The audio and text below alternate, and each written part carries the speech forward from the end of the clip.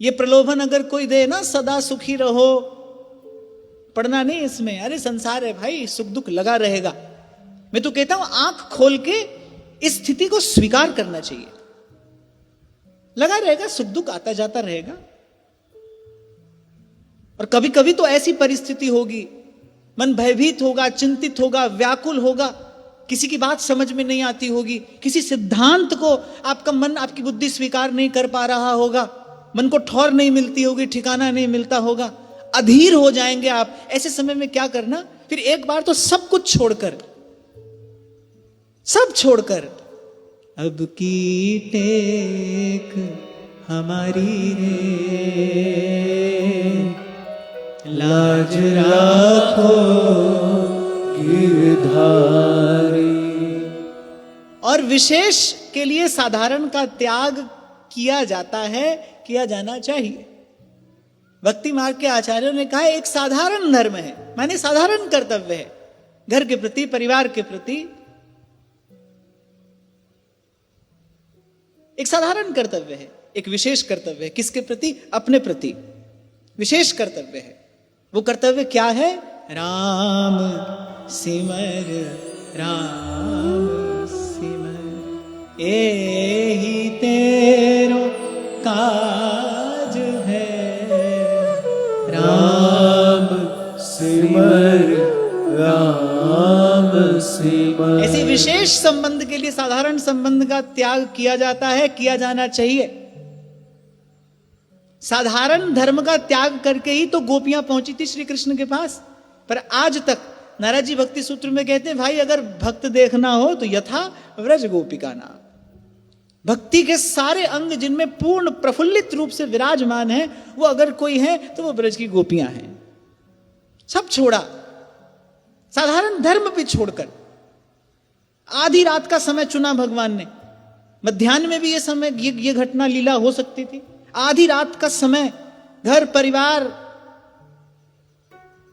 कुल की मर्यादा, ये सब साधारण धर्म छोड़कर गोपी पहुंची है श्री कृष्ण के चरणों में।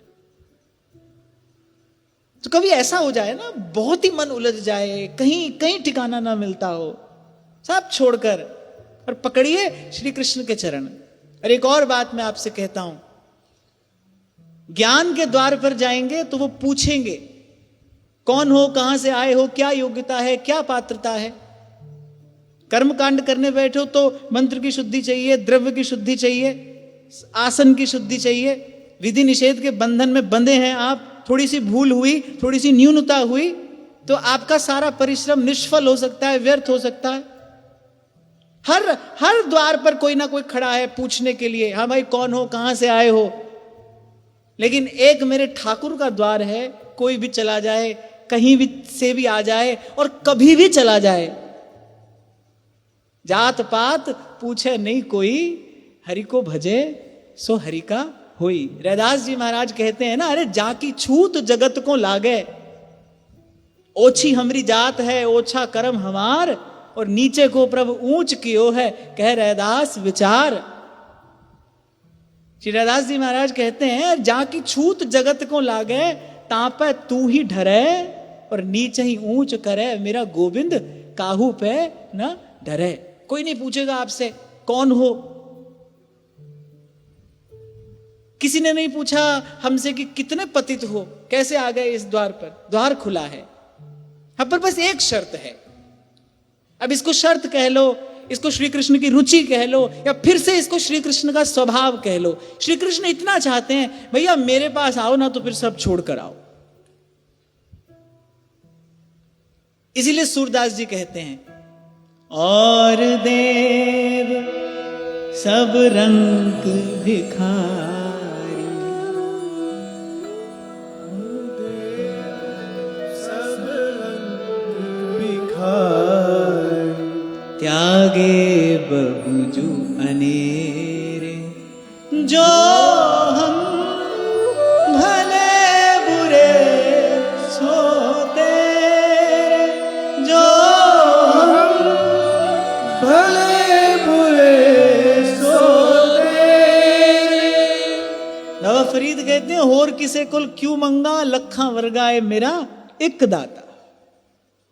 ये तो शर्त है, सब तज भजिए नंद कुमार, सब तज भजिए श्याम को।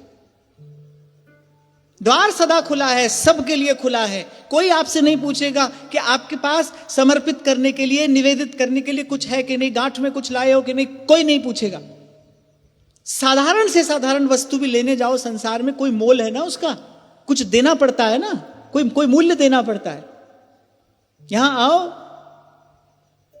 कुछ निवेदन करने के लिए है तो ठीक है, पत्रम पुष्पम फलम तोयम, जो भी है तो ठीक है, नहीं है कोई आपको लौटाएगा नहीं। अब बस शर्त इतनी है।